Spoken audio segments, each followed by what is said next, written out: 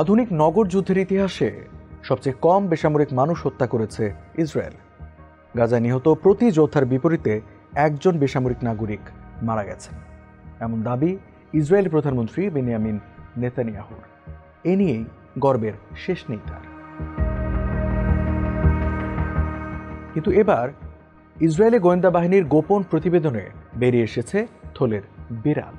ফাঁস হওয়া প্রতিবেদনে মিলেছে ফিলিস্তিনের বেসামরিক নাগরিক হত্যার প্রকৃত ও ভয়াবহ তথ্য। নেতানিয়াহুর মিথ্যাচারের চিত্রও ফুটে উঠেছে এতে। এই মিথ্যাচারের নেপথ্যে আছে গাজা খালি করার নীল নকশা। এসবই জানাবো আল জাজিরার প্রতিবেদনের আলোকে। আপনাদের সঙ্গে আছেন রঞ্জু ইফতেখার। ফিলিস্তিনের স্বাস্থ্য মন্ত্রণালয়ের তথ্য অনুযায়ী প্রায় 2 বছর ধরে চলা ইসরায়েলের বোমা হামলায় অন্তত 62,622 জন নিহত হয়েছেন। তবে প্রকৃত সংখ্যা আরও বেশি, কেননা এখনও হাজারো মানুষ নিখোঁজ। ধারণা করা হচ্ছে ধ্বংসস্তূপের নিচে আটকা পড়েছেন তারা।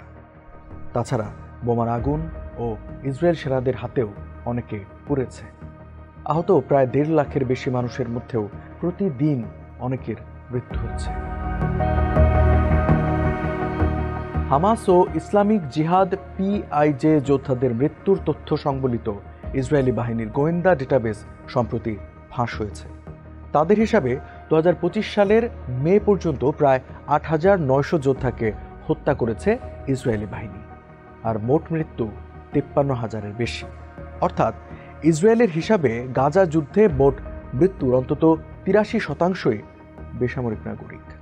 আর ফিলিস্তিনের স্বাস্থ্য মন্ত্রণালয়ের তথ্য অনুযায়ী 62,500 নিহতের হিসাবে এটি প্রায় 86%। অর্থাৎ প্রতি যোদ্ধার বিপরীতে মৃত্যু হয়েছে অন্তত 7 জন বেসামরিক নাগরিকের। গাজা যুদ্ধের শুরু থেকেই ইসরায়েল দাবি করে এসেছে সাধারণ মানুষ নয়, বরং হামাসের যোদ্ধাদেরকেই হত্যা করা হচ্ছে। বেসামরিক হতাহতের সংখ্যা কম রাখার চেষ্টা করা হচ্ছে বলেও জানিয়েছে ইসরায়েলি বাহিনী। কিন্তু ফাঁস হওয়া প্রতিবেদনে স্পষ্ট নিহতের পরিসংখ্যান নিয়ে মিথ্যাচার করছে ইসরায়েল। একাধিক আন্তর্জাতিক সংবাদ মাধ্যম ও সংবাদ সংস্থার দাবি, ল্যাভেন্ডার নামের AI সিস্টেম ব্যবহার করছে ইসরায়েল, যেখানে সাধারণ মানুষদেরও হামাস যোদ্ধা হিসেবে চিহ্নিত করে হত্যার তালিকায় অন্তর্ভুক্ত করা হয়েছে। বেসামরিক নাগরিক নিহতের তথ্য নিয়ে এক এক সময় এক এক রকম কথাও বলছে ইসরায়েল সেনাবাহিনী। 2023 সালের নভেম্বরে এক ঊর্ধ্বতন ইসরায়েলি নিরাপত্তা কর্মকর্তা জানান, গাজায় 20,000 মানুষকে হত্যা করা হয়েছে, যাদের বেশিরভাগই যোদ্ধা।